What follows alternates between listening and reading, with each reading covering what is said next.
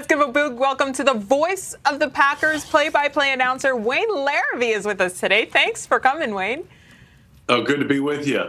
Now, just a few months after an NFC championship run, and all the talk is about Aaron Rodgers' future in Green Bay. How did we get here? That's a long, winding story that you probably don't have enough time to cover in 2 or 3 commercial breaks. But, suffice to say, it's unfortunate that this has come up the way it has. And hopefully they'll be able to, both sides will be able to take care of it and put it back together again, because the Packers have a team that I think is ready to take that next step with Aaron Rodgers at the controls. And I know the coaching staff feels strongly about that. Well, and to that end, Wayne, you have relationships all across the organization, in the locker room as well. From the conversations you have had, is this fixable? Well, yeah, I think it is, obviously. There's no question anything is fixable. But I do know this, and I know Aaron Rodgers pretty well as I know any player on the Packers team. From conversations over the years with him, I know that when he digs in on something, it's going to be very difficult to kind of come together. Let's put it that way. And I think that's what we're seeing right now. The Packers are working on it. I know that. I know that everybody in the organization from top to bottom wants Aaron Rodgers back. This is totally different from the Brett Favre situation of 2008. But I think that with the earnest efforts being made on both sides, they will get this done. Now, you mentioned the coaching staff earlier. Head coach Matt LaFleur, of course, caught right in the middle of all of this. Should he be the one, though, to bring everyone together and get this team focused on a Super Bowl run?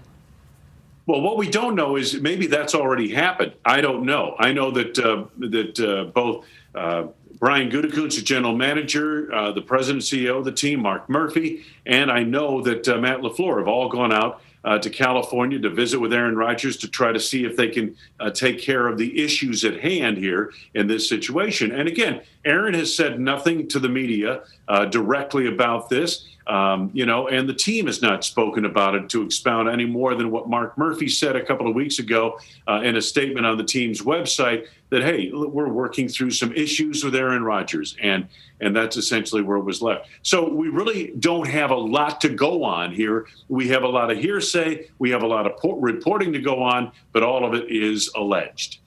And right now, another, let's say, supporting cast member in this melodrama. You spoke with Jordan Love during the Packers virtual draft party. How is he handling all of this?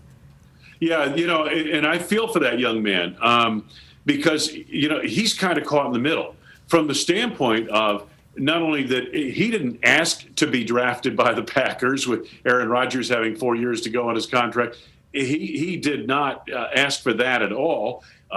He was happy to join the Packers. He learned a lot under Aaron Rodgers last year in camp, but he also didn't get a full shot in preseason games, in an off-season program, 3 weeks of training camp where the Packers basically got their 2 veteran quarterbacks ready for the regular season. It was hard on this young man. And from the Packers standpoint, they think they know what they have based on the fact of where they drafted him. They feel he's a very good prospect.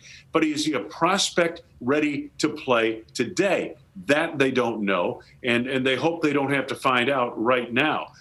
Because if you go back to 2008, the Packers at that point in time knew what they had in Aaron Rodgers. He had been in the system for 3 years. Brett Favre had retired. Aaron was named the starter during that offseason and was prepared to lead the football team. This is wholly different, okay? If Aaron Rodgers doesn't play for the Packers and they have to turn it over to Jordan Love or Blake Bortles, they really don't know what they have, quite frankly, yet on this level.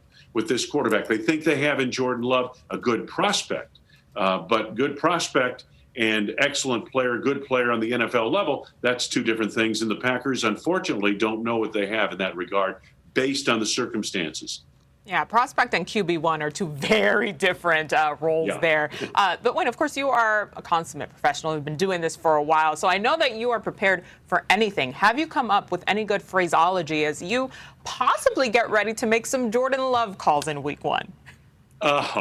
Well, I have, but I'd rather not say because I think I'm still in the corny stage of that right now. And I don't want to, let's get past the corn first. And actually, let's hope both these guys are able to be on the roster and playing this season. I hope Jordan Love gets a full shot at training camp and in the preseason games. And I hope Aaron Rodgers is quarterbacking this football team, because if he is, they have a chance to do some special things. Absolutely. I'm glad that you're saving it for air, as we say. You still got to workshop through that stuff as well. Wayne Laravee, thank you so much for being with us. My pleasure.